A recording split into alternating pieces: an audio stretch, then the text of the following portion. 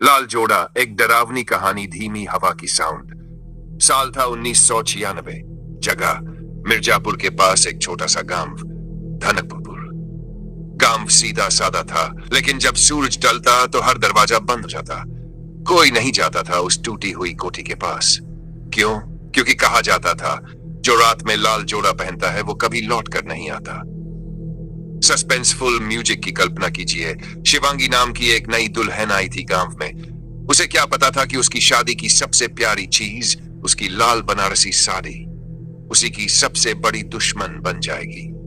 रात को उसने वो साड़ी पहन ली, छत पर टहलने निकली और तभी एक बूढ़ी औरत दौड़ती हुई आई। बिटिया, लाल जोड़ा रात में मत पहन, मौत को बुला लेती है। शिवांगी मुस्कुराई। क्या आज भी लोग भूत प्रेत पर यकीन करते हैं? लेकिन उसी रात 2 बजे जब सब सो रहे थे, शिवांगी को दरवाजे के पास किसी की मौजूदगी महसूस हुई। खड़खड़ाहट और फिर एक फुसफुसाती आवाज, मेरा लाल जोड़ा लौटा दे। शिवांगी कांप उठी। उसने देखा फर्श पर गीले पैरों के निशान थे, पर कोई दिखाई नहीं दे रहा था। अगली रात उसका पति अनिल भी डर गया।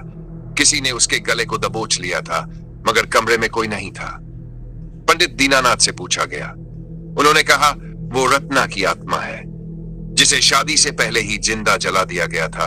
उसका लहंगा जलता रहा, वो चिल्लाती रही और मरते वक्त उसने शाप दिया, जो भी मेरा जोड़ा पहनेगा वो मेरी जगह लेगा। अब शिवांगी ने ठान लिया वो डर के पीछे की सच्चाई जानेगी। उसने उसी साड़ी को पहना और चल दी कोठी की ओर।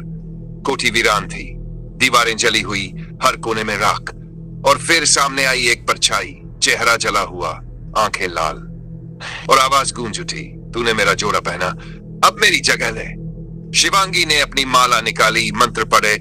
रत्ना की चीखें हवाओं में गूंजती रहीं और फिर वो धुएं में गायब हो गई। साउंड धीमी होती है, सन्नाटा, फिर अचानक झटका। सबको लगा श्राप खत्म हो गया। लेकिन 3 महीने बाद शिवांगी की ननद की शादी हुई। वो भी लाल जोड़ा पहनकर उसी कोठी के पास से गुजरी। अगले दिन उसकी चप्पलें मिली, मगर वो नहीं। अब भी अगर कोई रात में लाल जोड़ा पहनकर उस कोठी के पास जाता है तो रत्ना इंतजार करती है कि कोई उसकी जगह ले।